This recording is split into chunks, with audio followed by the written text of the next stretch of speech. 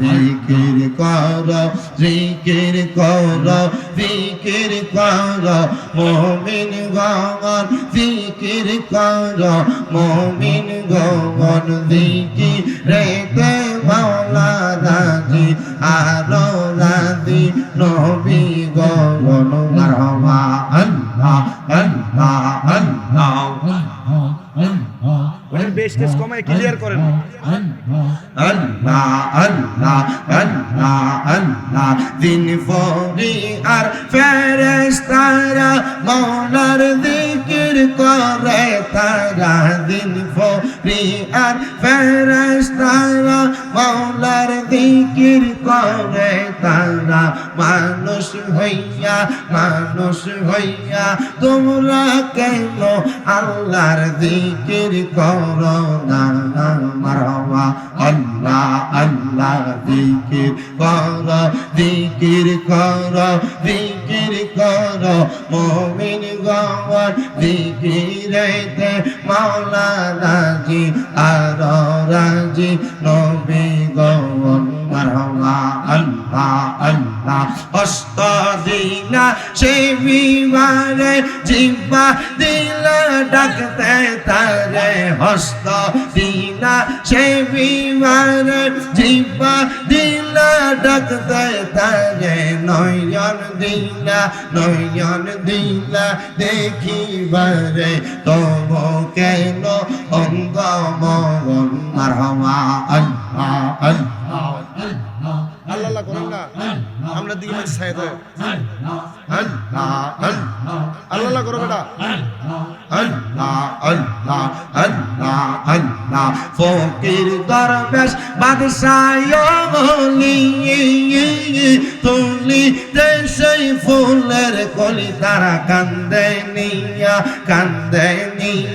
বিকার Julie বাস করে বিকের তোলায় I Mohammad সাল্লাল্লাহু আলা আইরে আমার বকিয়ায় আই মোহাম্মদ সাল্লাল্লাহু আলা আইরে আমার বকিয়ায় মারহাবা আল্লাহ আল্লাহ কান্দে তোমার এই পাগল নবী কান্দে তোমার পাগলেরা শান্তি দাও মোর কলি জানাই আই মোহাম্মদ কামলিওয়ালা আই আমার বুকে আই মারহাবা আল্লাহ আল্লাহ মুর্শিদ আমার গলার মালা মুর্শিদ আমার গলার মালা মুর্শিদ আমার জানের জান মুর্শিদ পাইলে কোলে লইয়া দৌড়াইতাম পরাণ মারহাবা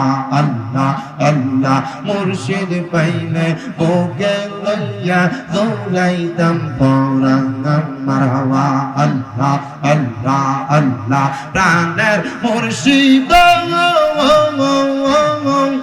আইরে মুর্শিদ কোন বনে লো কাইসা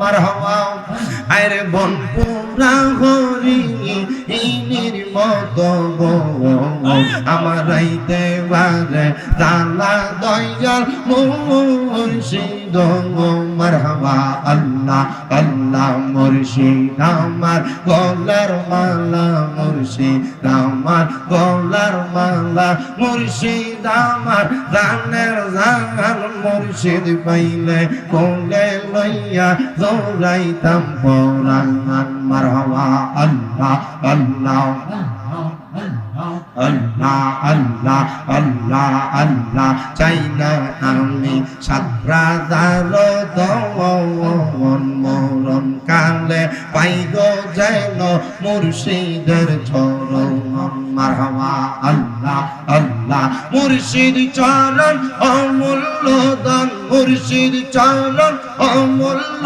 দান ঘোষণা হয় কোরআনে আমি মইরা গেলে মাটি দিও আমার বাদানের দরবারে আমি মইরা গেলে মাটি দিও আমার মুর্শিদের কদমে মারহাবা যেই দিন থেকে মুর্শিদ গো হারা, সেই দিন থেকে প্রেমের বাক্সে দিয়াছি তালা। মারহাবা আল্লাহ আল্লাহ। সাধন ভোজন কিছু হয় না, সাধন ভোজন কিছু হয় না, না পাইয়া মোর মুর্শিদ রে আমি মইরা গেলে মাটি দিও বাগানের দরবারে। মারহাবা আল্লাহ আল্লাহ আল্লাহ। লা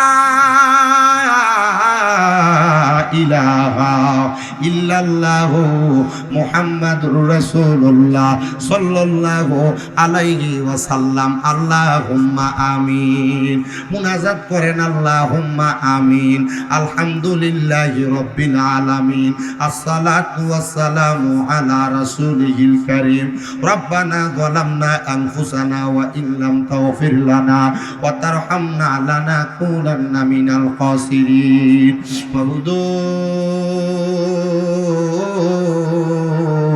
ও দয়াল আল্লাহ, আপনি কি আসমানে না জমিনে গো আল্লাহ, না পাহাড়ে না দরিয়ায়, এ গত জীবনে আপনার কত তালাশ করলাম, সন্ধান পাইলাম না আল্লাহ। বহু সন্ধানের পরে এই ব্রাহ্মণবাড়িয়া জেলার অন্তর্গত কদমা তারাদিন কুটিরানিয়ারা বিষ্ণুপুর তুলাতল বাজার প্রাঙ্গণে কেন্দ্রীয় কবরবাসীর স্মরণে রোগের মাগফিরাত কামনায় ৬ষ্ঠতম সুন্নি মুহা সম্মেলন সাজাইয়া এই এলাকার ওলামায়ে কেরাম, পীর মাশায়েখ, বিশেষ করে দাড়ি পাকা মুরব্বী বাবারা, যুবক নওজোয়ান ভাইয়েরা, ছোট্ট ছোট্ট মাসুম বাচ্চারা, পর্দার অন্তরালের আমার কত মা বোনেরা, আল্লাহ তোমার শাহিন শাহী পাক দরবারে মুনাজাতের মধ্যে কাঙ্গালের বেশে হাত বাড়াইছে গো আল্লাহ।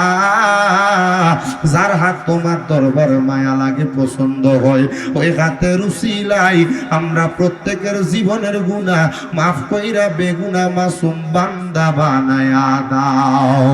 এরে আমার এই রানিয়ারা, বিষ্ণুপুর আশেপাশে এলাকার মা বোনেরা গো, কি গো মা, মাইকের আওয়াজ তোমাদের কানে যায়নি গো মা, মুনাজাত হইতেছে গো মা, তোমার ঘরের একটা কর্নারের মধ্যে নামাজের মুসল্লাটা বিছাইয়া আমিন আমিন কইরা দাও না, দুইটা হাত বাড়াইয়া দাও গো মা। আমি জানি না গো মা, কোন মা বোনের জন্য জানি গো আজকের মুনাজাত জীবনের শেষ মুনাজাত কইরা হাত বাড়াইছে। মারা গো, তোমরা তো এই এলাকার নাইরি না গো মা। একদিন আসছিলা লাল রঙের বেনারসি শাড়ি পইরা, আর একদিন চলে যাইবা সাদা মার্কিন কাপড় পরিয়া। তোমরার মতো কত মা বোনেরা জানি গো অন্ধকার কয়বরে মুর্দা লাশ হইয়া শুইয়া রইছে, আজকের মুনাজাত তার আর নসিব হইছে না। এরে আমার এই এলাকার ভাই বাবারা, ও কিরে ভাই, আর কতকাল রাস্তাঘাটে দোকানপাটে আড্ডাবাজির মধ্যে সময় কাটাইবা? বাইরে ভাই, জানি না কার জন্য জানি আজকের মুনাজাত জীবনের শেষ মুনাজাত করে হাত বাড়াইছে। জানি না রে আল্লাহ, কোন ভাই বাবা মা বোনের জন্য জানি গো এলাকার গোরস্থানের মাটি ডালা ফালাফি করে। কোন ভাই বাবা মা বোনের জন্য জানি গো এলাকার কাপড়ের দোকানে কাপড় গুলা কাইটা রেডি করে রাখছে। আল্লাহ, মৃত্যুর সময় আসার আগে আমরার জীবনের গুনাহ তুমি ক্ষমা কইরা দাও। তুমি তো অন্তর্যামী রে আল্লাহ। ওই আমরা হইলাম ফানা, আমরা সুখে কিনা দুঃখে ডাকি গো। ও আল্লাহ, যাই না কি জানো না রে আল্লাহ, করব আল্লাহ জানো তোমার মনে। আল্লাহ, আজকের মুনাজাতে কে জানি হাত বাড়াইছে, কার জানি জগতের মধ্যে আব্বা নাই। যে বাবা রিক্সা চালাইয়া মাটি কাইটা মাথার গাম পায়ে বানাইয়া পরের বাড়িতে বদলার কাম কইরা সন্তানকে মানুষের মতো মানুষ করার জন্য আব্বার রক্তরে পানি বানাইছি। এমন আব্বা যাদের কবরে গো আল্লাহ আব্বার কবর জান্নাতের বাগান বানায়া দাও। জানি না রে আল্লাহ কোন তিন সন্তান জানি ঘাত বানাইছে, তার দুনিয়ার জমিনে জনম দুঃখী মা নাই, যে মা 10 মাস 10 দিন গর্ভে ধারণ কইরা সন্তানের প্রসব বেদনা সহ্য করতে মার বড় কষ্ট হইছে। নিজে না খায়া খাওয়াইছে, মাঘ মাসের শীতের দিনে বিছানার ডান দিকে প্রস্রাব করে দিলে মা টান দিয়া বাম দিকে নিচে, বাম দিকে প্রস্রাব করলে মা পিতা জায়গায় ঘুমায় সন্তানরা শুকনা জায়গায় ঘুমাইছে। আল্লাহ এমন মাজার কবর দেশে রাইখো তোমার মায়ার নজরে, সেই মায়ের কবরেতে আযাব তুমি দিও না। দুঃখের দরদি আমার জনম দুঃখী মা। আল্লাহ কার জানি মা নাই, কার জানি বাবা নাই, আল্লাহ তাদের আম্মা আব্বার কবর জান্নাতের বাগান বানিয়ে দাও। মরিয়া গিয়াছেন আল্লাহ যারার মা বাপ মাফ করিয়া দেন না গো আল্লাহ কবরে রাজা। আল্লাহ যাদের মা বাবা কবরে তাদের মা বাপরে মাফ করে দাও। যাদের মা বাবা বেঁচে আছে হায়াতে তয়বা নসিব করে দাও। অনেকের মা বাবা অসুস্থ, শেফা দান করে দাও। আমার আম্মা জান আজকে 9 মাস চলতেছে অসুস্থ। আল্লাহ আমার আম্মা জান এখনো ভালো করে হাঁটতেও পারে না। আল্লাহ আমার আম্মা জানরে তুমি গায়েবী মদত দ্বারা সাহায্য করে আমার আম্মার সুস্থতা নসিব করে দাও। এখানে আমরা যারা হাত বাড়াইলাম আমাদের প্রত্যেকের ব্যবসা বাণিজ্য কাজকর্মের মধ্যে বরকত দান করে দাও। যারা পড়ালেখা করে বিদ্যা বুদ্ধি বাড়াইয়া দাও। আল্লাহ বিশেষ করে অনেক প্রবাসী ভাইয়েরা বিদেশ থেকে দোয়া চায়। আল্লাহ আমার প্রত্যেক প্রবাসীদের দোয়াগুলা কবুল মঞ্জুর করে নাও। প্রবাসীদের কামাই রুজিতে বরকত দান করে দাও। অনেক প্রবাসীদের আকামানে আকামার ব্যবস্থা করে দাও। অনেক প্রবাসীদের কাজ নেই আল্লাহ কাজের ব্যবস্থা করে দাও। আখাসুল কাজ পাবে এই রানিয়ারা বিষ্ণুপুর কেন্দ্রীয় কবরবাসীর স্মরণে রুহের মাগফিরাত কামনায় 6তম সুন্নি মহাসম্মেলনে যারা টাকা দিয়া, পয়সা দিয়া, শ্রম দিয়া, বুদ্ধি দিয়া, পরামর্শ দিয়া, মাইক দিয়া, লাইট দিয়া, প্যান্ডেল দিয়া, মিডিয়ার ভাই সহ সম্মানিত শ্রোতা মণ্ডলী, পুরুষেরা, পর্দার আড়ালের আমার আম্মুজিরা, আল্লাহ বিশেষ করে দেশ বিদেশ থেকে সোশ্যাল মিডিয়ার মাধ্যমে দেখনেওয়ালা ভাই বাবারা, তাবারুকের জন্য পর্যন্ত যারা সহযোগিতা করে আল্লাহ তাদের প্রত্যেকের দোয়াগুলা কবুল আর মঞ্জুর করে নাও। আমানি মরণ দিবা দুঃখ নাই, তবে বেঈমান বানায় মরণ দিও না। মরণের আগে বারবার মক্কা মদিনা তাওয়াফ জিয়ারত নসিব করায়ও। আখিরি ফরিয়াদ আল্লাহ ফিলিস্তিনের গাজার মুসলমানদেরকে সহ পৃথিবীর যত জায়গায় মুসলমানরা নির্যাতিত তাদেরকে তুমি হেফাজত করো। আর আমাদের মরণের আগে বারবার মক্কা মদিনা তাওয়াফ জিয়ারত নসিব করায়া আখিরি জবানে মধুর কালেমা পড়ায়া দিয়ে লা ইলাহা ইল্লাল্লাহু মুহাম্মাদুর রাসূলুল্লাহ সাল্লাল্লাহু আলাইহি ওয়াসাল্লাম। একটা জবানও কেউ বন্ধ রাখবেন না। আপনারা বলেন আমরা মুনাজাত করে দোয়া চাইলাম একজনের কাছে, তিনি কি? ওই আল্লাহরে আল্লাহ কইয়া ডাকলে লাভ আছে না নাই? তাহলে ডান হাত তুলে জোরে একবার ডাক দেন আল্লাহ। আওয়াজটা মানি না, প্যান্ডেলটা ফুটছে, এবার ছোট হয়েছে। আমি আরেকবার কইলাম প্যান্ডেলটা গতবার মতো একটু বড় করলে তাহলে মানুষ বইয়া মজা পাইতো। 2টা হাত তুলে জোরে কর না আল্লাহু আকবার। বাজানো এ আমার রানিয়ারা এবং আশেপাশে এলাকার ভাই বাবারা গভীর মনোযোগ দিয়ে শুনেন রে বাবা। আমি আমার আলোচনার ধারাবাহিকতায় চলে যাই।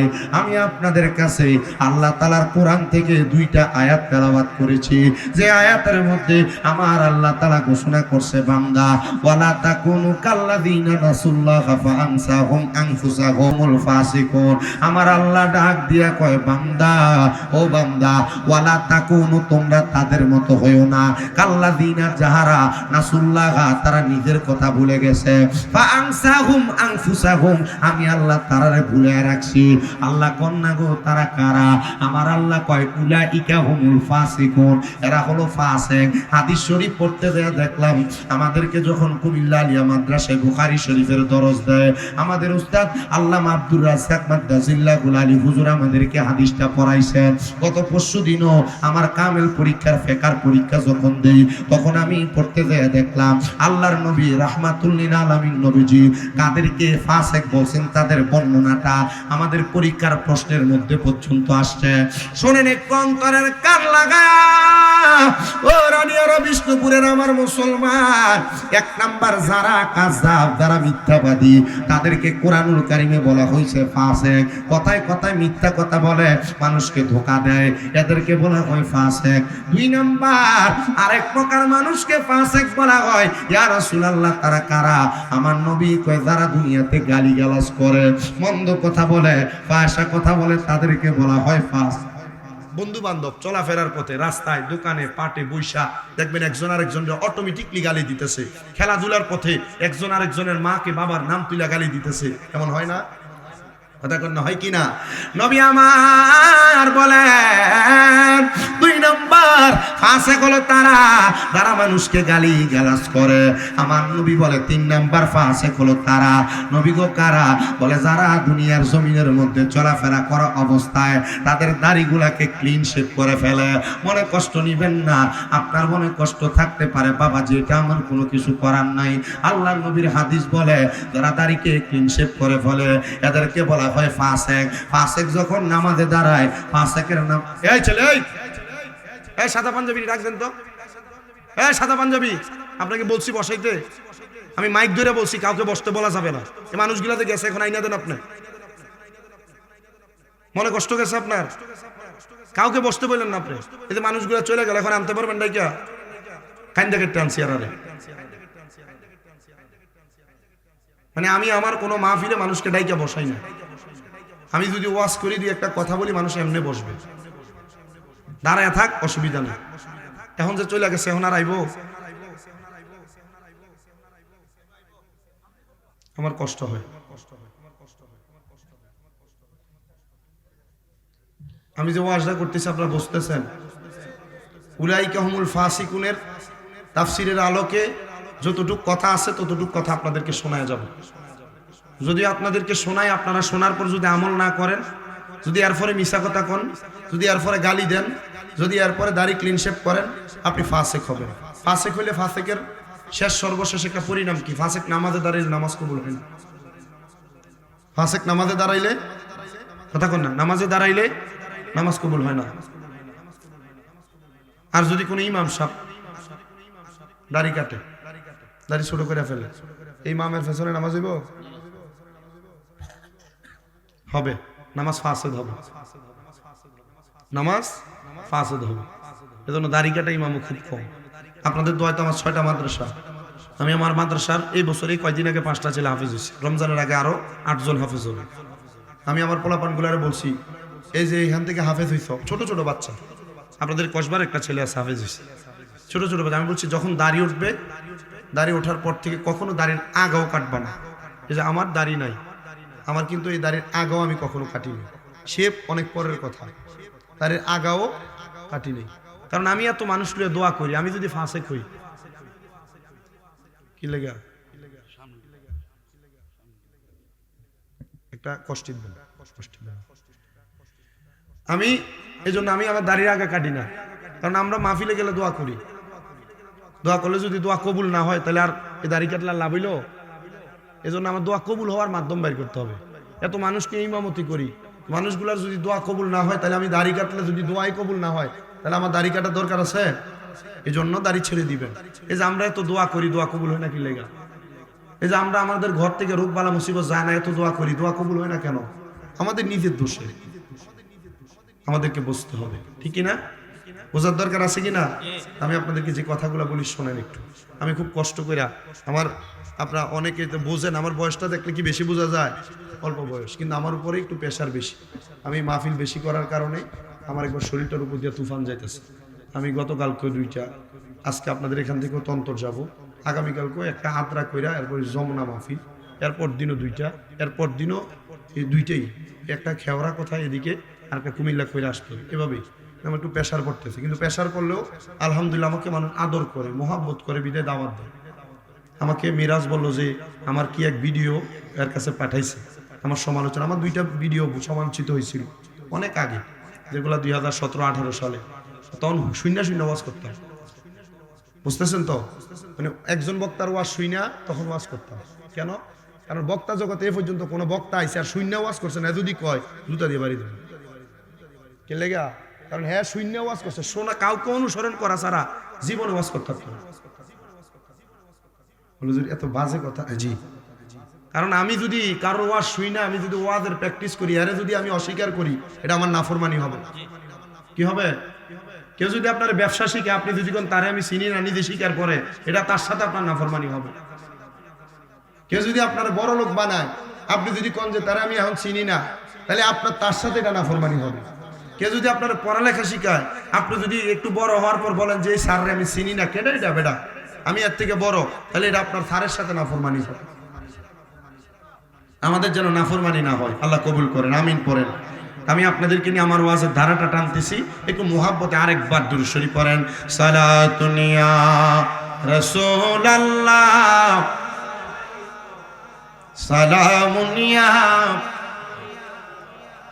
প্রাণের বাবাজিরা আমার, ফাসিক যারা, তারা নামাজে দাঁড়াইলে নামাজ কবুল হয় না। আমি আপনাদের কাছে সেই কথাগুলা বলতেছিলাম, কিন্তু আল্লাহর নবী যে বললেন তোমরা তাদের মতো হয়ো না যারা নিজের কথা ভুলে গেছে। এ প্রিয় মুসলমানেরা, আপনারা আমার একটা কথার জবাব দেন। এলাকার মধ্যে যে মানুষগুলা নামাজ পড়ে না, নামাজ না পড়লে যে গুনাহ হবে এটা তারা জানে কি জানে না? এলাকার মধ্যে যে মানুষগুলা সুদে টাকা লাগায়, সুদ খাইলে যে গুনাহ হবে এটা তারা জানে কি জানে না? আস্তে কথা কয়, জোরে কর না, জানে কি জানে না? প্রিয় মুসলমান ইমানদার, এ প্রাণের বাবাজিরা, সুদখোর সুদ খাইলে গুনাহ হয় জানে, হারামখোর হারাম খাইলে গুনাহ হয় জানে, পরের জায়গা সম্পদ মাইরা খাইলে, চান্দাবাজি করলে গুনাহ হয় জানে, নামাজ না পড়লে গুনাহ হয় জানে, তবুও তারা হারাম খায়, সুদ খায়, ঘুষ খায়। আপনারা বলেন এমন বাজে কোয়ালিটির মানুষ সোনার বাংলাদেশে আছে না নাই? আবার আমাদের সমাজের মানুষের সুদখোরগুলারে ধরে নিয়ে মসজিদের সভাপতি বানায়, আমাদের সমাজের মানুষের সুদখোর গুলারে ধইরা মসজিদের সেক্রেটারি বানায়, আমাদের সমাজের মানুষের সুদখোর ঘুষখোর কুলার ধইরা এলাকার মসজিদের মধ্যে নিয়ে তারা সর্দার মাতাব্বর বানায়। আপনারা বলেন বাবা, এমন সুদখোর ঘুষখোর সমাজে আছে না নাই? শুধু আসি বললে চলবে না, আমার মাঝে মাঝে বিবেকটা বাধা দেয়। এই সুদখোর গুলাকে একটু শরম নাই, একটু লজ্জা নাই? এরা সুদ খায়া ঘুষ খায়া পরের হক খায়া কেমনে মসজিদের সভাপতিগিরি করতে যায়, কেমনে এলাকায় সর্দারি করতে যায়, 20 টাকার ছায়ার কাফের কাছে বেচা হয়ে যায়, উচিত বিচার রেফেসিট বানিয়ে দেয়। আপনারা বলেন এমন বাটপার মার্কার সর্দারও সমাজে আছে না নাই? প্রিয় মুসলমান শুনো, অন্তরের কানটা লাগে শোনো গো, আল্লাহর নবী রাহমাতুল লিল আলামিন নবী আমার জানায়া দেয়, উম্মত রে, হে উম্মতের দল, এমন মানুষ যারা হারাম খাবার খায়, এই মানুষগুলোর অবস্থা বড় ভয়ঙ্কর। ইয়া রাসূলুল্লাহ, নবী আপনার কাছে জানতে চাই গো, আপনি বলেন না কেমন ভয়ঙ্কর অবস্থা? আল্লাহর নবী বলে, 1 নাম্বার তাদের অবস্থা হলো আমার আল্লাহ তাআলা তাদেরকে আযাবুন শাদীদের অন্তর্ভুক্ত করবে। হযরত আব্দুল্লাহ ইবনে আব্বাস রাদিয়াল্লাহু তাআলা আনহুর হাদিসে মুবারাকা পড়ে দেখলাম, তিরমিজি শরীফের মধ্যে একটা হাদিস রিপোর্ট করতেছে, দুনিয়ার মানুষ শুনো, আযাবুন শাদীদের অন্তর্ভুক্ত কারা হবে? কারা দুনিয়ার জমিন থেকে কবরের মধ্যে যাওয়ার পর আযাব প্রাপ্ত হবে? ইয়া রাসূলুল্লাহ, কারা আযাব প্রাপ্ত হবে আপনি বলেন না? নবী আমার বলেন, দুনিয়ার জমিনে যারা গুনার কাজ একবার করার পর আবার গুনার কাজকে করেছে, ওই মানুষগুলা তখন জিন্দিক হয়ে যায়। জিন্দিক মানে কি জানো রে বাবা? জিন্দিক মানে হলো অস্বীকারী হয়ে যায়, জিন্দিক মানে হলো দুনিয়ার জমিন থেকে অবহেলাকারী হয়ে যায়। 2 নাম্বার, যখন কোনো গুনাহ দ্বিতীয়বার করার পরে আবার গুনাহটাকে গুনাহ যাই না, তৃতীয়বার গুনার কাজটা করে, তখন বান্দাটা ফাসিক হয়ে যায়। সরি, প্রথমবার বান্দা ফাসিক হয়ে যায়, দ্বিতীয়বার বান্দা জিন্দিক হয়ে যায়, জিন্দিক। তৃতীয়বার যখন বান্দা গুনাহ করে, ওই বান্দাটা তখন যখন ফাসিক আর জিন্দিক হয়ে যায়, চতুর্থবার গুনাহ করার কারণে বান্দা তখন নেফাকি করে, নেফাকি করার কারণে বান্দা তখন মুনাফিক হয়ে যায়। ওই মুনাফিক বান্দাটা দুনিয়ার জমিনের মধ্যে থাকা অবস্থায় ভালোভাবে চলতে পারে না, ভালোভাবে থাকতে পারে না, ভালোভাবে খাইতে পারে না, ভালোভাবে মরতে পারে না। নবী গো আপনার কাছে জানতে চায়, আপনি বলেন না তাদের অবস্থার কেমন হয়ে যায়। নবী আমার বলেন উম্মত শুনো শুনো, তাদের অবস্থা বড় ভয়ঙ্কর। তখন যখন তার মাঝে নেফাকি চলে আসে, মুনাফিক হয়ে যায়, গুনার কাজ বারবার গুনার কাজগুলা করে। এই গুনার কাজ অধিক পরিমাণ করার কারণে বান্দা ছোট ছোট গুনাহ করে কাফের কখন হয়ে যায় বান্দা বুঝতেও পারে না। এই জন্য বান্দা কত দোয়া করে, বান্দার দোয়া কবুল হয় না। বান্দা কত নামাজ পড়ে, নামাজ আল্লাহর দরবারে কবুল হয় না। কত দান সদকা করে, দান সদকা আল্লাহর দরবারে কবুল হয় না। ইয়া রাসূলুল্লাহ, নবী গো আপনার কাছে জানতে চাই, তাদেরকে কি আমার আল্লাহ তাআলা শাস্তি প্রদান করবে না? হ্যাঁ হ্যাঁ শাস্তি প্রদান করবে। নবী গো শাস্তিটা কোন জায়গায়? আল্লাহর নবী বলেন ফি নারি জাহান্নাম খালিদিনা ফিহা উলাইকা হুম শাররুল বারিয়া। আল্লাহ জানে আদের বান্দা, ওই বান্দা শোনো, ওই বান্দা যারা দুনিয়ার জমিনের মধ্যে প্রথমে ফাসেকের পরে জিন্দিক, এরপর মুনাফিক, এরপর কাফের হয়ে যায়, বান্দাটার অবস্থা বড় ভয়ঙ্কর। গুনাহগার, ও গুনাহগারেরা শোনো, তোমরা যারা গুনাহ করো তোমার বিচার রানিয়ার মসজিদের ইমাম সাহেব করা লাগবে না, কসবা থানার সবচেয়ে বড় আলেম করা লাগবে না, ব্রাহ্মণবাড়িয়া জেলার বড় আলেম করা লাগবে না। নিজের বিচার যদি তুমি নিজে করো, তোমার জান্নাত তুমি নিজেই তালাশ করতে পারবা। নিজের বিচার নিজে করো না বিদায়, নিজের নফসের বিচার নিজে করো না বিদায় তুমি তোমার জান্নাত তালাশ করতে পারো না। ভিতরে ভিতরে নেফাকি থাকে, ভিতরে ভিতরে তোমার মুনাফিকে থাকে। নবী আমার বলেন উম্মত শুনো, এদের ঠিকানা হলো জাহান্নাম। নবী গো কতদিন থাকবে?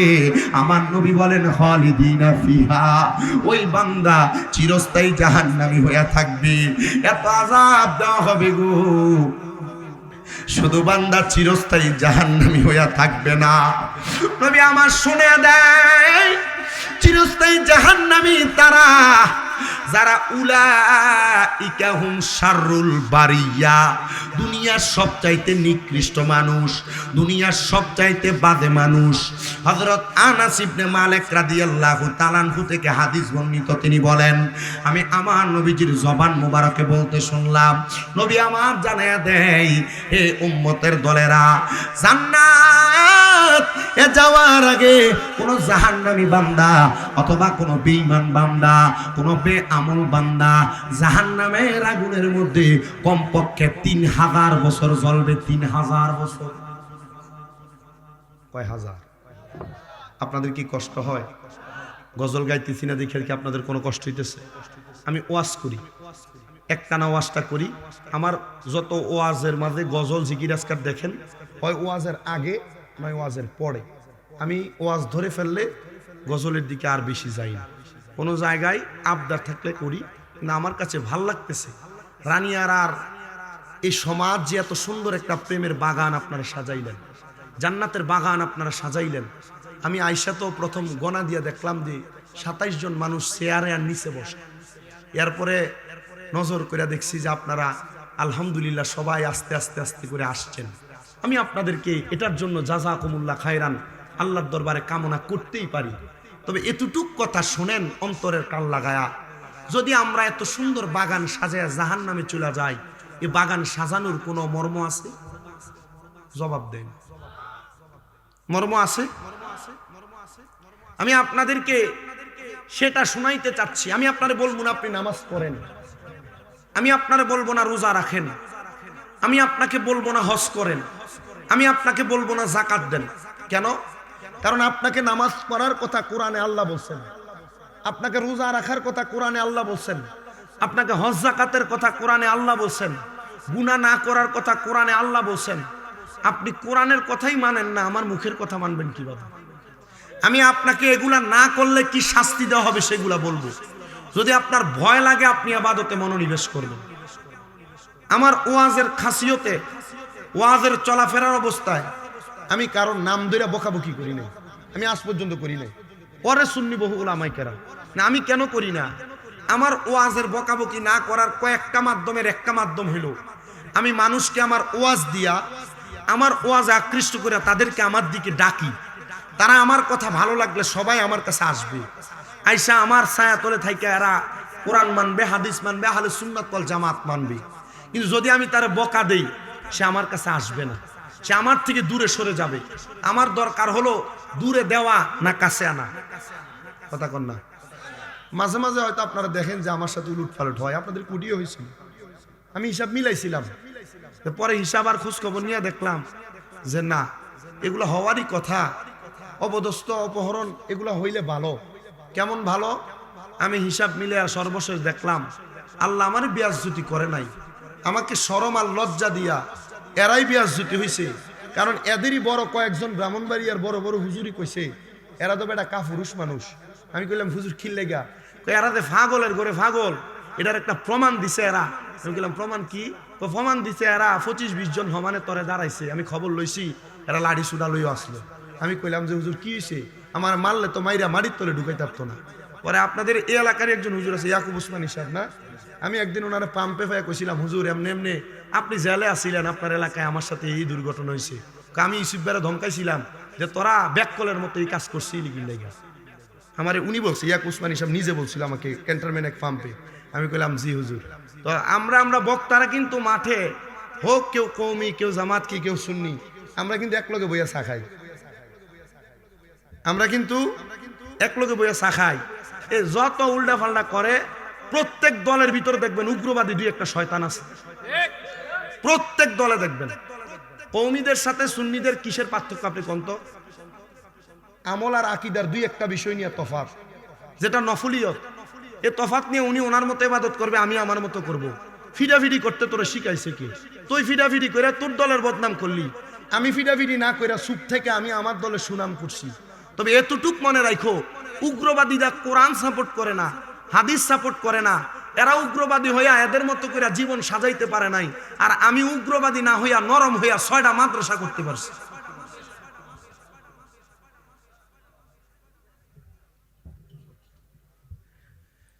তা আমি আপনাদেরকে যেই কথাগুলা বলতেছিলাম, একটা জাহান্নামীকে সর্বশেষ, সর্বপ্রথম, সর্বনিম্ন যে জাহান্নামের আযাব দেওয়া হবে কয় হাজার বছর? আপনারা সবাই যদি এক বাক্যে জবাবটা না দেন আমার ওয়াজ হয় শেষ। আপনারা বলেন কয় হাজার বছর? হয় নাই, বলেন কয় হাজার বছর? প্রিয় ভাইয়েরা আমার, শুনেন, অন্তরের কান লাগে শুনেন। আল্লাহর নবী জানিয়ে দেয় উম্মত শুনো,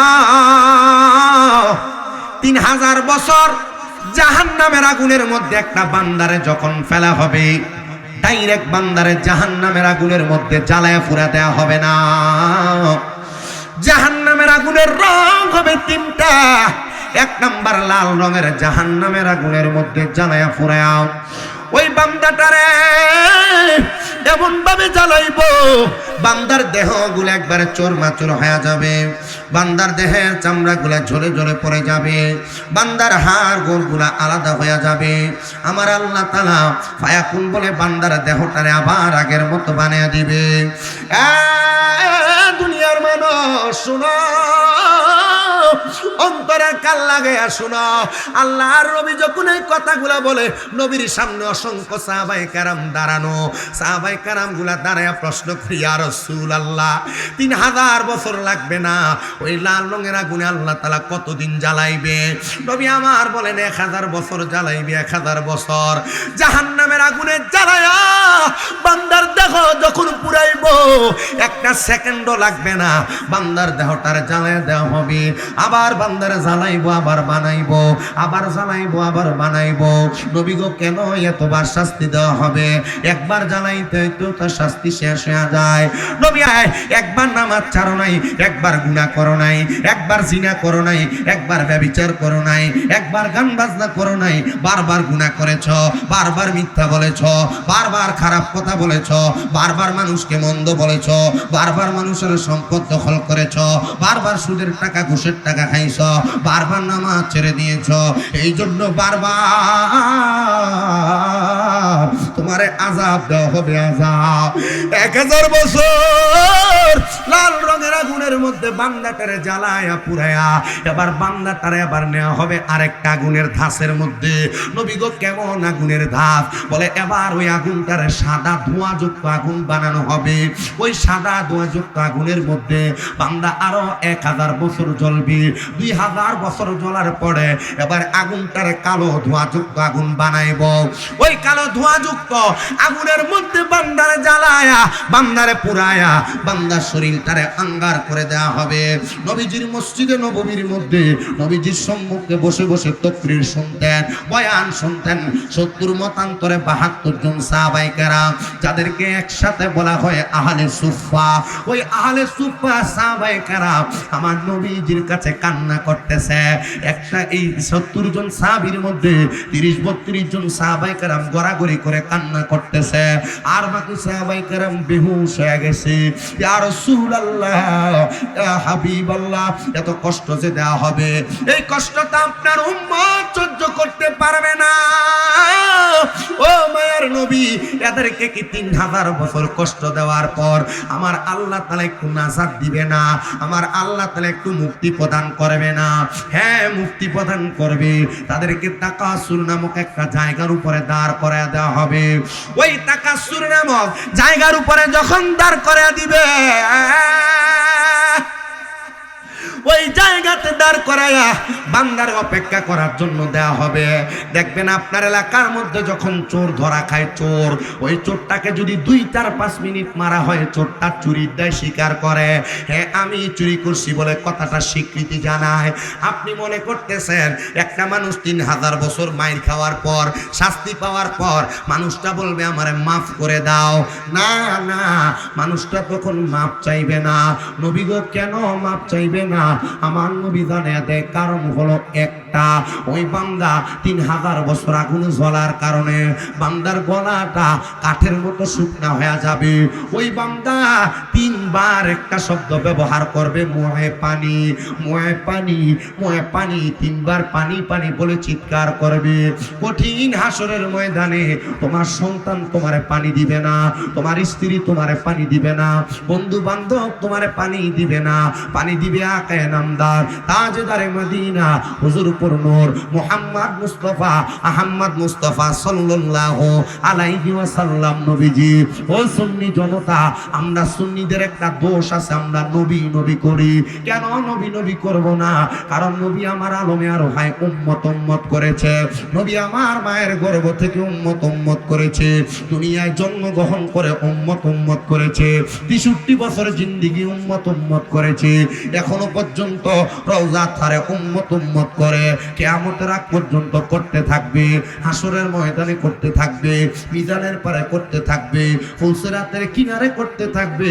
আর যেই নবী উম্মত উম্মত করে, ওই নবীর উম্মত নবী নবী করবে। এটাই তো উম্মতের আদর্শ হওয়া উচিত। কথা কন্যা ঠিক না বেঠিক? প্রিয় মুসলমান শুনো, নবী আমার জানিয়ে দেয়, ওই বান্দাটারে 3000 বছর পরে তাকাসুর নামক একটা জায়গাতে দাঁড় করায় দেওয়া হবে। ওই বান্দা 3 বার পানি পানি পানি বলে চিৎকার করবে। সাহাবায়ে কেরাম কান্দে আর ডাক দিয়া বলে, ইয়া রাসূলুল্লাহ, তখন কি আপনার উম্মতকে পানি দেওয়া হবে? নবী আমার চোখের পানি মুবারক গুলা ছেড়ে দিছে। নবীজির চোখের পানি মুবারক গুলা পড়তে পড়তে নবীজির চোখ মুবারক লাল হয়ে গেছে, গাল মুবারক ভিজে গেছে, দাড়ি মুবারক গুলো ভিজে মুখ ফুলে গেছে। নবী আমার কান্না করে, ও সাহাবায়ে কেরাম পানি দেওয়া হবে, কিন্তু দুনিয়ার কোনো স্বাভাবিক পানি বান্দারে দেওয়া হবে না। নবী গো কেমন পানি দেওয়া হবে? তিরমিজি শরীফের হাদিস পড়তে দেয়া দেখলাম, জাহান্নামীদেরকে যেই পানি দেওয়া হবে, ওই পানিটার নাম হলো তিনাতুল খাবাল। ওই তিনাতুল খাবাল যখন বান্দারে দেওয়া হবে, ওই বান্দা তিনাতুল খাবাল পান করবে কিনা? আপনার মনে কি প্রশ্ন জাগে নাই? তিনাতুল খাবাল কাহাকে বলা হয়? তিনাতুল খাবাল বলা হয় দুনিয়ার মানুষ ইন্তেকাল করার পরে জাহান্নামীদেরকে আগুনে জ্বালায়া পুড়াইয়া যেই রক্ত আর পুজ হইছে, ওই রক্ত পুজগুলাকে লোহার একটা পাত্রে আগুনে গরম কইরা জাহান্নামী বান্দাদেরকে দেওয়া হবে, নেও পান করো। নবীর সাহাবায়ে কেরাম বলে, নবী রক্ত পুজ কেমনে পান করব? বলে জাহান্নামী হিসেবে রক্ত পান পুজ পান করা লাগবে। বান্দা এত পিপাসার্থ থাকবে, বান্দার বুকটা শুকনা থাকবে, তরল কোনো খাবার না থাকার কারণে বান্দা তখন জিহ্বার মধ্যে তিনাতুল খাবাল গুলা ঠেলে দিবে। ওই তিনাতুল খাবাল বান্দা যখন তার জিহ্বায় ঢেলে দিবে, ওই বান্দার জিহ্বাটা গলে যাবে। জিহ্বা গইলা বান্দার পেটের নাড়ি ভুঁড়িগুলা গলে গলে বান্দার পায়খানার রাস্তা দিয়া থর থর থর থর থর থর করে পড়তে থাকবে। আর হাসুরের ময়দানবাসীগুলা আফসোস করতে থাকবে, এরা কারা, এরা কারা? বলতে থাকবে এরা হলো সেই ব্যক্তিরা যারা দুনিয়াতে তাদের কাছে হকের দাওয়াত আসার পরেও, তাদের কাছে দ্বীনের দাওয়াত আসার পরেও, তাদের কাছে কোরআন হাদিসের দাওয়াত আসার পরেও যারা নামাজ পড়ে নাই, যারা রোজা রাখে নাই, যারা হজ যাকাত দান সদকাতে আসক্ত ছিল না, যারা হারাম টাকা খায়া খায়া এদের পেট বড় বানাইছে, যারা দুনিয়াতে পরের হক লুণ্ঠন করে করে চলেছে, এরা হলো সেই ব্যক্তিরা। ও নবী গো, হাসরের ময়দান আবার কেমন জায়গা? আপনি কি একজনের পরে একটার পরে আরেকটা বর্ণনা দেন, যেটা দুনিয়ার বান্দারা আফসোস করতে থাকবে, হাসরের ময়দানের ব্যাপারে কোনো আইডিয়া রাখবে না। মনে রাখতে হবে, হাসরের ময়দান এমন একটা জায়গা, তামার জমিন তামার। হাসরের ময়দানে নামাজিরা যেমন থাকবে, রোজাদাররা তেমন থাকবে, রোজাদাররা যেমন থাকবে, বেরোজদাররা তেমন থাকবে। হাসরের ময়দানে দুনিয়ার যত ভালো মানুষ খারাপ মানুষ সব থাকবে, কিন্তু একজনের গায়ের মধ্যে কোনো জামা কাপড় থাকবে না। উলঙ্গ অবস্থায় হাসরের ময়দানে তারা দাঁড়ায়া যাবে। হায়রে মুমিন মুসলমানের দল, হে নবীর উম্মতের দল, হাসরের ময়দানের মধ্যে যখন উলঙ্গ অবস্থায় যাবে, নবী সাহাবী হযরত সামূরা রাদিয়াল্লাহু তাআলা নবীর প্রশ্ন করে, ইয়া রাসূলুল্লাহ, উলঙ্গ যে থাকবে সন্তান কি মার দেখবে না? বাবা কি সন্তানকে দেখবে না? নবী আমার জানাই রে সাহাবীরা, হাসরের ময়দানে মানুষের মাথার মাত্র এক বিঘত উপরে, এক বিঘত উপরে একটা দুইটা না 12টা সূর্যের তাপ দেওয়া হবে। 12টা সূর্যের তাপ, ওই 12 সূর্যের তাপ যখন বান্দার মাথার উপরে পড়বে, বান্দার মগজগুলা টকবক টকবক করে ফুটবে, বান্দার কান দিয়ে মগজগুলা গলে গলে বের হবে। ওই বান্দা এত কষ্ট সহ্য করতে না পারার কারণে বান্দা তার কপাল আর মুখটাকে উপরের দিকে উঠে রাখবে। একজন আর একজনের দিকে চাইবে না, মা সন্তানের দিকে চাইবে না, বন্ধু বান্ধবের দিকে চাইবে না, ভাই ভাইয়ের দিকে চাইবে না, সন্তান বাবার দিকে চাইবে না। কেমনে চাইবে গো? হাসরের ময়দান তো বড় কষ্টের জায়গা। নবী আমার জানাই রে, শুধু তাই নয়, তাই নয়, হাসরের ময়দানের পুরা ময়দানের মধ্যে এমন ভাবে তাপ দেওয়া হবে, এমন ভাবে আযাব দেওয়া হবে, ওই বান্দাগুলা হাসরের ময়দানে হাঁটার সময় পানির জন্য আল্লাহর দরবারে আবেদন করবে। ও মায়ার নবী, তখন কি পানি দেওয়া হবে? নবী আমার বলে, হ্যাঁ পানি দেওয়া হবে। দুনিয়ার কোনো স্বাভাবিক পানি দেওয়া হবে না। নবী গো, কেমন পানি দেওয়া হবে? নবী জানায়, উম্মত কেমন পানি দেওয়া হবে জানো? মানুষ যেই পানির মধ্যে হাঁটবে, এগুলা হবে হাসরের ময়দানবাসীর ঘাম। ঘাম থাকবে কারোর হাঁটু পরিমাণ, ঘাম থাকবে কারোর বৌনাবি পরিমাণ, ঘাম থাকবে কারোর বুক পরিমাণ। মানুষ ঘামের সাগরের মধ্যে সাঁতার কাটতে থাকবে। এত মহা কষ্ট কেমনে সহ্য করব, কেমনে সহ্য করব? শুনো রে বাবা, কেমনে সহ্য করব শুনো। সহ্য কিন্তু সবাই করতে পারবে না। আমি আপনাদের কাছে জাহান্নামীদের কথা বলতেছি। জান্নাতীরা নবীজির কাছে লেবায়ে হামদের পতাকার নিচে জায়গা পাবে, মাকামে মাহমুদের নিচে নবীর কাছে জায়গা পাবে। কিন্তু যারা জাহান্নামী, এদেরকে আমার আল্লাহ আল্লাহ তাআলা ওই হাসরের ময়দানের ডান দিক থেকে, হাসরের ময়দানের বাম দিক থেকে, হাসরের ময়দানের পেছন দিক থেকে, হাসরের ময়দানের সামনের দিক থেকে, চারদিক থেকে আগুনের কুণ্ডলী জ্বালায়া একবার ডান বাম সামনে পেছন থেকে পাকড়াও করবে, আরেকবার আগুনের পরে পানি দিয়া বান্দারে ডান বাম সামনে পিছ থেকে পাকড়াও করবে। পুরা হাসরের ময়দানবাসী একটা জায়গার মধ্যে উপস্থিত হয়ে যাবে। ওই টাইমে হাসরের ময়দানবাসীদেরকে প্রশ্ন করা হবে, তোমরা কেন দুনিয়ার নেক আমলের প্রতি মনোযোগী হও নাই? তারা বলবে, আমরা কেমনে মনোযোগী হইব? সংসারের ব্যস্ততায়, পরিবারের ব্যস্ততায়, ব্যবসা বাণিজ্য করতে যায়া আমরা দুনিয়ার হারাম কাজ, বাজে কাজগুলা করেছি। ও মুসলমান, দাওয়াত পাওয়ার পরেও যারা এখনো ভালো হন নাই, আপনাদেরকে হাসরের ময়দানে সীসাকে গরম করে করে আপনাদের কানগুলা ঢালাই করে দেওয়া হবে, আপনাদের পিঠগুলা ঢালাই করে দেওয়া হবে, হাতগুলা ঢালাই করে দেওয়া হবে, মাথাটা ঢালাই করে দেওয়া হবে, চোখগুলার মধ্যে গোজার মারা হবে, গোজার। হুজুর কেন কেন কেন গো? বলে তারা শোনার পর আমল না করার কারণে তাদের কানটাকে ঢালাই করা হবে। যারা নামাজ পড়ে না ওই মানুষগুলারে হাসরের ময়দানের মধ্যে এমন ভাবে দাঁড় করানো হবে, তাদেরকে বলা হবে নামাজ আদায় করার জন্য। এরা হাসরের ময়দানে সেজদা দেওয়ার চেষ্টা করবে, রুকু দেওয়ার চেষ্টা করবে। বেশি উপরের ক্লাসের হাদিস পড়া লাগবে না, মাত্র মেশকাতুল মাসাবির বাবু সলাত অধ্যায়টা পড়ে দেখবেন। ওই জায়গার মধ্যে আল্লাহর নবী ঘোষণা করেন, বান্দা এদের পিঠগুলাকে ঢালাই করে দেওয়া হবে। এরা রুকু করার চেষ্টা করবে কিন্তু রুকু করতে পারবে না। এদের মাজাকে ঢালাই করে দেওয়া হবে, হাঁটুকে ঢালাই করে দেওয়া হবে। এরা রুকু করার পরে সেজদা করার চেষ্টা করবে, এরা পারবে না। কেন পারবে না? বলে তারা দুনিয়ার জমিনে অকাট্যভাবে চলাফেরা করার কারণে, কানটার মধ্যে বাজে কথা শোনার কারণে, যারা গান বাজনা নিয়ে ব্যস্ত থাকে, আপনাদেরও কানকে ঢালাই করা হবে। নবী আমার শিখে দাঁড়ে যারা এই জিহ্বা দিয়া, লেসান দিয়া, জবান দিয়া মিথ্যা কথা, গালিগালাজ, পয়সা কথা, মিথ্যা কথা, মানুষকে অবৈধভাবে বাজে বাজে মন্তব্য করেছে, এদের জিহ্বাটাকে আগুনের ধারালো কেচি দিয়া কর্তন করা হবে। শুধু কর্তন করা হবে না, শুধু কর্তন করা হবে না, তারা যদি তাদের চক্ষুকে হেফাজত না করে, এই চোখ দিয়া রাস্তা দিয়া যাওয়ার সময় পরের মেয়ে, পরের স্ত্রীর দিকে যারা অবৈধভাবে তাকায়া থাকেন, আপনারা মনে করবেন না শুধু নারীরাই পর্দা করবে, আমরা পুরুষদেরও কিন্তু পর্দার দরকার আছে। এই চোখ দিয়া নিজের স্ত্রী ছাড়া পরনারীর দিকে যারা যারা তাকাইবে, তাদের চোখগুলার ভিতরে গরম লোহার গজার ঢুকানো হবে।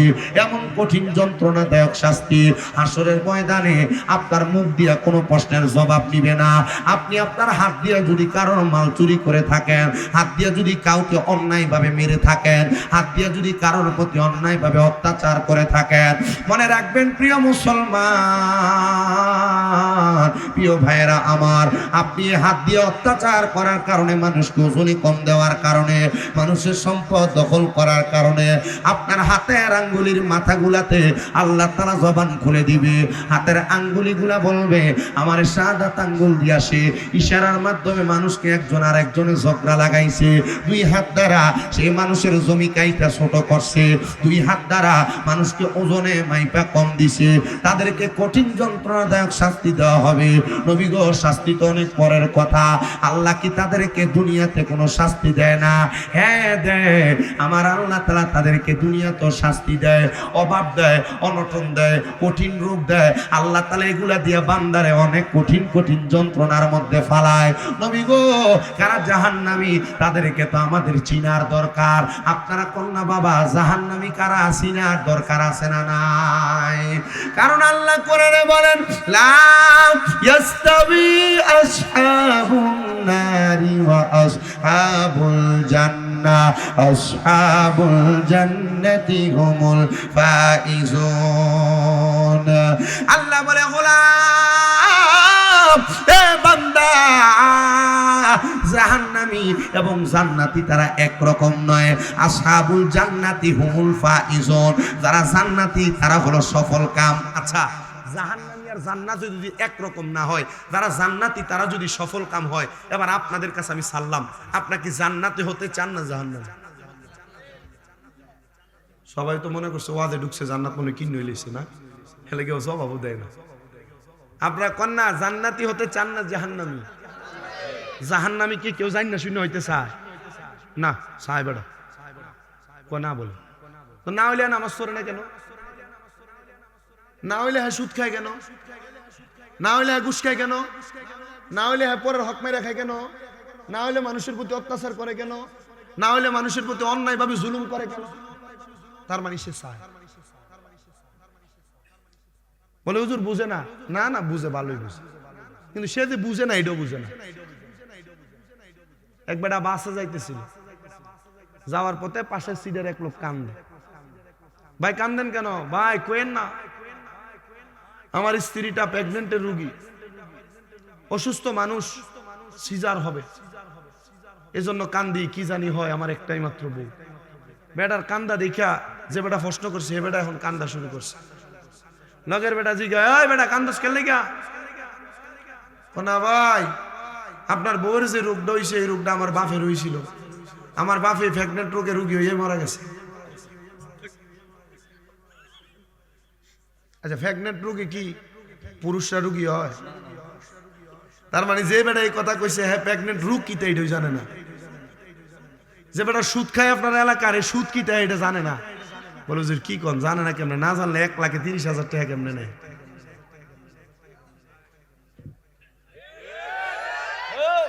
কিটা জোরে ঠিক কইতাছেন এটা আমি বুঝি। চিন্তা করে এখন যদি ঠিক কই, পরে যদি বিপদে পড়ি টেহাটা লেগে গেলে তখন তো কব ওয়াজ তো তোরই ঠিক কইছলি, এখন আবার আইসস টেহার লাগে না। আছে কি না? এমন সুদের ওয়াজ করলে বক্তারা দাওয়াত বন্ধ হয়ে যাও। গত বছর মাইকটা সারার আগটা দিয়ে সুদের ওয়াজ করে গেছিলাম, দিয়ে আবার দাওয়াত দিছে। উচিত কথা কইলে সব জায়গায় দাওয়াত বন্ধ হয় না, কথা কই না। উচিত কথা কইলে দাওয়াত বন্ধ হয় সব জায়গায়। জাহান্নামী চিনা লাগবে। আমি আপনারা জিজ্ঞাসি জান্নাতে যাইতে চান না জাহান্নামে? আপনারা কইছেন জান্নাতে। কারা কারা চান একটু সোজা করে হাত তোলেন তো। তাকবীর কে আমি দিতাম না, আপনি দিবেন?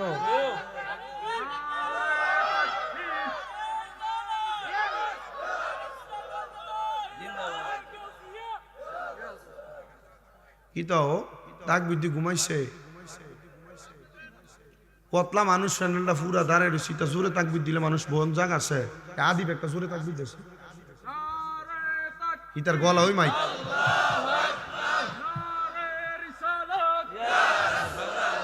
সবটি মাথা না তো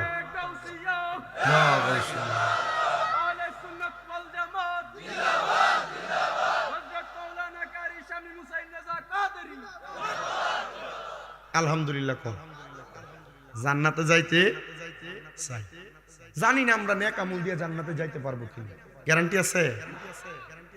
আমরা আজকের মাহফিলে এই দোয়াটা করি, আল্লাহ এখানের মধ্যে কেউ যদি জান্নাতে যায়, আমরা যারা আছি সবাই দোয়া করি, আল্লাহ এখানের মধ্যে কেউ যদি জান্নাতে যায়, আল্লাহ তার পেছনে পেছনে আমাদেরকে রাখি। আমি কে যেই কথাই ছিলাম, জাহান্নামী চিনতে চাই, চিনতে চাই না মাতে না। জাহান্নামীকে জান্নাতীকে এটা চিনার উপায় আছে। জান্নাত বহুত ফরের জায়গাও, জান্নাতের আগে আরো কয়েকটা স্টেশন আছে যেখানে জান্নাতি চিনা যায়।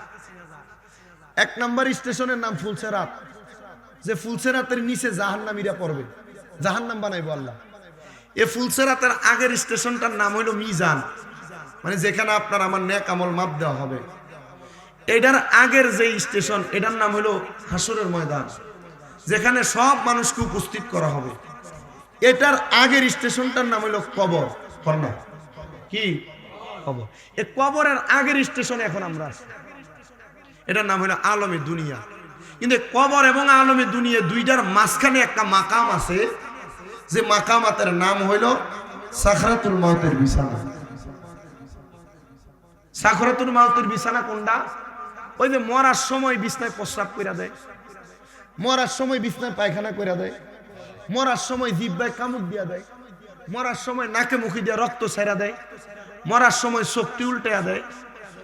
এটা হইল সাখরাতুল মাউতের বিছানা। এখন কি লাগা দেয়? জাহান্নামী ছিলেন কেন দেয়? নবী আমার বলেন। এর মধ্যে আনাস ইবনে মালিক নবীরে প্রশ্ন করি, ইয়া রাসূলুল্লাহ কেন দেয়, কি কারণে দেয়? তখন আমার নবী বলেন, আল্লাহ তাআলা তওবা নামক একটা গাছ, কেউ কেউ বলেন শাজরাতুল ইয়াকিন গাছ লাগাইছেন লামকানে। ওই গাছের ততগুলা পাতা আছে যতগুলা বান্দা রানিয়ারা বিষ্ণুপুর না সারা বিশ্বে আছে। ওই গাছের পাতায় পাতায় প্রতিটা মানুষের নাম লেখা আছে। যেই নামটা লেখা আছে এই নামের পাতাটা ঝইরা পড়লে ওই বান্দার কাছে আল্লাহ তাআলা আজরাইল দিয়ে পাঠায়। জোরে জোরে কোন আল্লাহু আকবার। একটা গজল গাই, আশেক সুরে সুরে লেখে, তওবা নামক গাছটি আছে, পাতায় পাতায় লেখা আছে মানুষের হায়াত। ওরে সেই পাতাটা ঝরে গেলে মৃত্যুর নিশান আসবে চলে, শেষ হইবে তোমাদের হায়াত। পাপী উম্মত কে করিবে পার, পাপী উম্মত কে করিবে পার। কঠিন হাসরের দিনে আখিরি নবীজি বিনে পাপী উম্মত কে করিবে পার। নবী বলবে আবু বকর তুমি লও দুজকের খবর, উম্মত নিদু জকে যায় আমার। কোথায় বাবা উসমান গনি তুমি লও কাউসারের পানি, উম্মতের করাও না আহার। পাপী উম্মত কে করিবে পার, আর পাপী উম্মত কে করিবে পার। কঠিন হাসরের দিনে আখিরি নবীজি বিনে পাপী উম্মত কে করিবে পার, আর পাপী উম্মত কে করিবে পার। ফুলসে রাতের কঠিন ফুলে হযরত ওমর যাও না চলে, ফুলসে রাতের কঠিন ফুলে হযরত ওমর যাও না চলে। আলী যাও মিজানে রোপাল্লায়, পাপী উম্মত কে করিবে পার, আর পাপী উম্মত কে করিবে পার। কঠিন হাসরের দিনে আখিরি নবীজি বিনে পাপী উম্মত কে করিবে পার। একটা জবান বন্ধ রাখবেন না, জবান খুলে জোরে জোরে পড়েন ইয়া রাসূলুল্লাহ। নবী আমার বলেন উম্মত, ও উম্মত শুনো, যখন বান্দাটার সামনে আজরাইল চলে আসে, যদি বান্দা বেঈমান হয়, যদি বান্দা বেআমল হয়, যদি বান্দা বেনামাজি হয়, যদি বান্দা দুনিয়ার হারামখোর হয়, ওই বান্দাটার কাছে আইসা আজরাইল যখন হাজির হবে গো, ওই বান্দার সামনে আমার আল্লাহ তাআলা দুইটা ফেরেশতা পাঠাইবো, যেই ফেরেশতাদের চোখগুলা হবে নীল কালারের। ওই ফেরেশতাগুলা বান্দার সামনে আইসা ওই বান্দাটার সামনে যখন দাঁড়াইবো, ফেরেশতাদের ভয়ঙ্কর চেহারা দেইখা বান্দা ভয়ে বিছানাতে প্রস্রাব পায়খানা করে দিবে।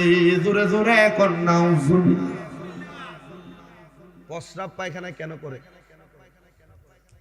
নবী আমার জানায়া দেয়, এবার আজরাইল আলাইহিস সালাতু ওয়াস সালামের ভয়ঙ্কর চেহারাটা বান্দারে যখন দেখায়, বান্দা আজরাইলের কাছে আবেদন জানায়, আজরাইল আমি তো মৃত্যুর জন্য এখনো প্রস্তুতি গ্রহণ করি নাই, আমার একটু সুযোগ দাও, আমি মৃত্যুর জন্য প্রস্তুতি গ্রহণ করব।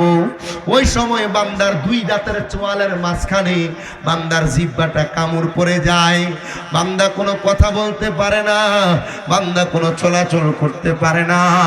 এবার বান্দা তার চোখের ইশারা দিয়ে আজরাইলকে বোঝানোর চেষ্টা করে, রে আজরাইল আমার একটু সুযোগ দাও, মরার জন্য আমি এখনো প্রস্তুতি গ্রহণ করি নাই। বান্দার চোখ আজরাইলের ভয়ঙ্কর চেহারা দেখতে দেখতে তখন চোখগুলা বড় হয়ে উল্টে যায়, চোখের মণি দেখা যায় না, সাদা অংশটা শুধু দেখা যায়। বান্দা কেন চোখ উল্টে দেয় শোনো মুসলমানেরা, আহারে এবার আজরাইল আইসা বান্দার বুকটার উপরে একটা থাবা দেয় রুহটা কবজ করার জন্য। কোন আজরাইল এভাবে রুহ নিবে যে আজরাইল একটা থাবা দিয়া একসাথে 40 মণ মাটি নিয়ে গেছে আদম বানানোর জন্য।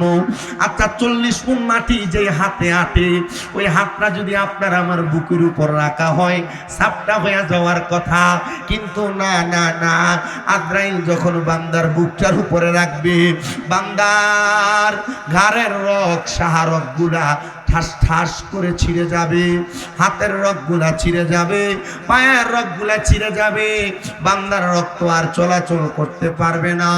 তখন বান্দার নাকে দিয়ে, মুখে দিয়ে, কানে দিয়ে রক্ত ঝরঝরিত হয়ে যাবে। নবী গো, এমন কঠিন ভাবে যদি রক্ত ঝরঝরিত হয়, মানুষ কেমনে মরণের কষ্ট সহ্য করবে? বলে কষ্ট সহ্য করতে পারবে না রে। বান্দার দেহ থেকে আবার রূহটা আলাদা করা হবে, এত কষ্ট হবে, এত কষ্ট হবে। একটা জীবিত ছাগলকে লটকা দিয়া চামড়াটা টাইনা টাইনা ছিঁড়া ফেললে ওই বকরির যত কষ্ট হয়, একটা বেঈমান, বেআমল, বেনামাজি, হারামখোর, একটা বেপরদা নারী, এদের এমন কঠিন শাস্তি হবে।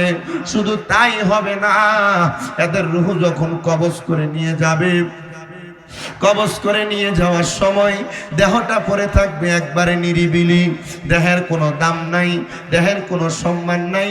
কত নাড়াচাড়া করবে, গোসল দিবে, দাফন দিবে, কাফন দিবে, জানাজা পড়বে, লাশ কবরে রাইখা মা, সন্তান, আত্মীয় স্বজন সবাই চলে আসবে।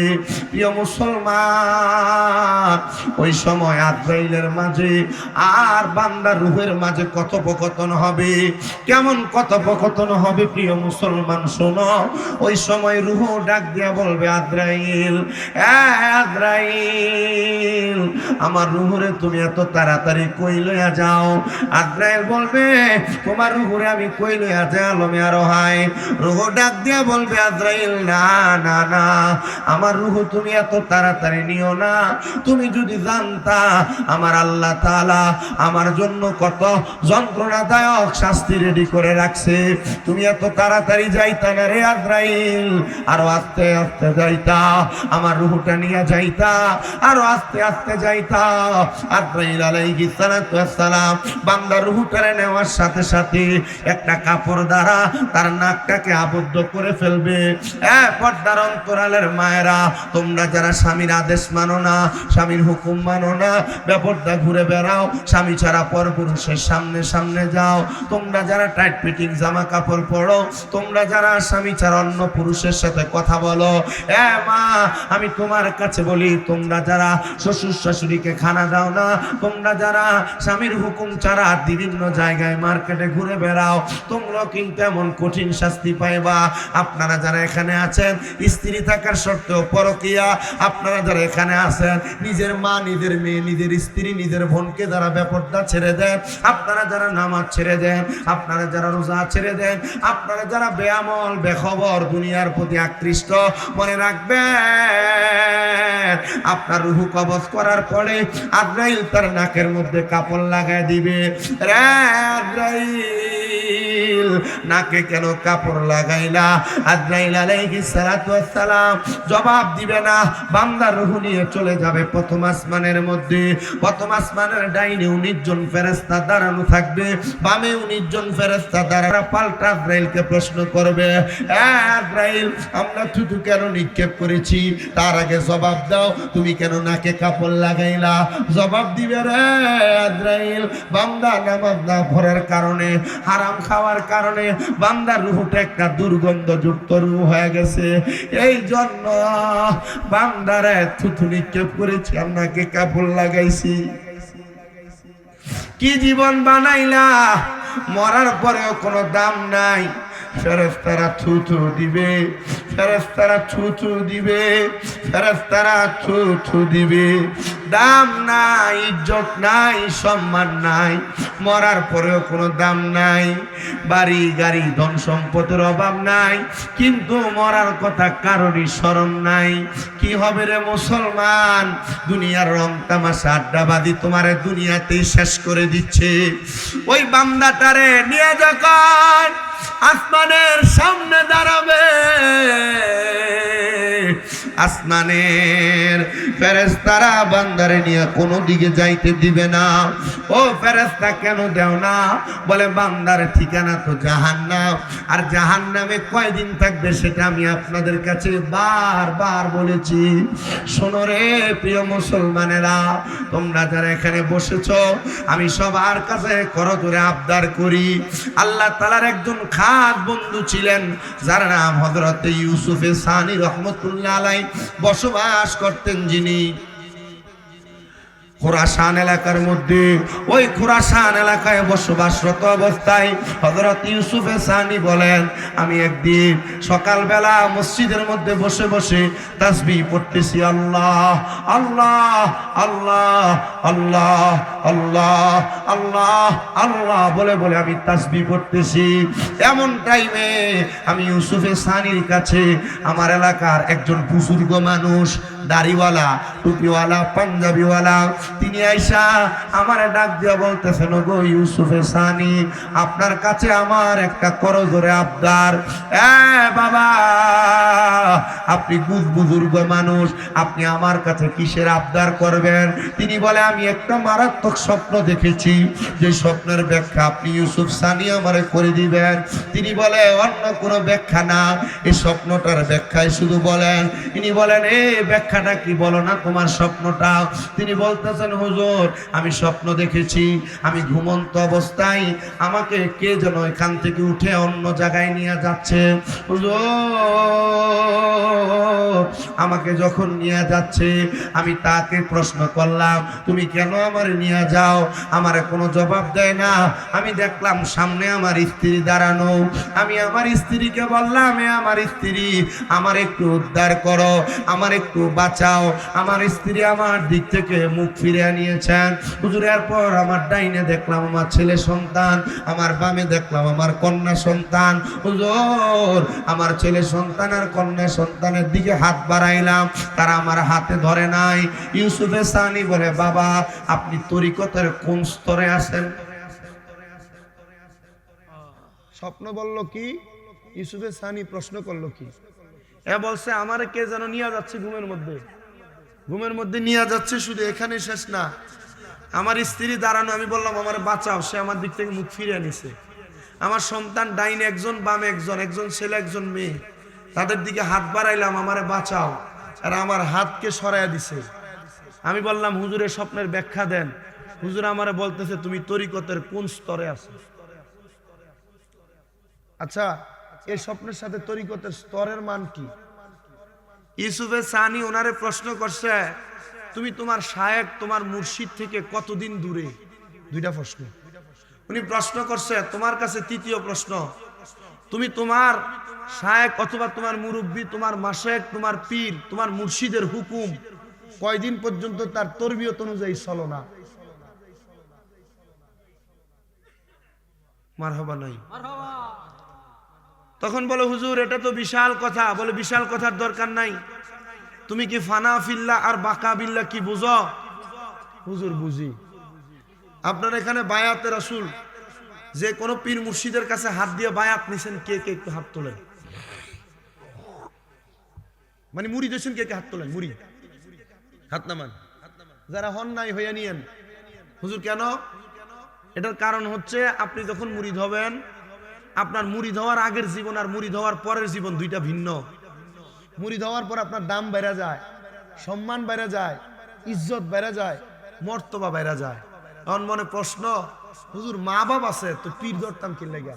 মা বাপ তো বড় ফিরে প্রশ্নটা করে না? মা বাপ আপনার দুনিয়া শিখাবে, আর পীর মুর্শিদ আপনার আখেরাত শিখাবে। হুজুর এখন বালা ফির তো ভাই না, বহুত ফিরসাব আছে মুরিদদের সামনে লইয়ে সিগারেট খায়। হুজুর বালা ফিরসাব তো ভাই না, ফিসাব তো ফিসুন দিয়ে উরুস মুবারক লেখা বেরিয়ে দিয়ে গান করে কথা কই না লেখত ভাই আপনি কন্ত যে ফিসাবরা ফিসুন দিয়ে উরুস মুবারক লেখা মাজারের আশেপাশে গান বাজনা করে এটা কি আসলে বালাফিন না বন্ধ? এটার লগে সুন্নিরার কোনো সম্পর্ক আছে? আমি আপনাদেরকে বলি অন ফির আমরা সিনা লাগতো না কথা হকানি কি আমরা সুন্নি না বেটা? সুন্নি মানুষ যারা আমরা তো চিনি, আমরা হক্কানি পীরের পক্ষে কথা কই, কিন্তু উল্টা পাল্টা যেটা এটার পক্ষে আমরা নাই। নারে তাকবীর, নারে তাকবীর।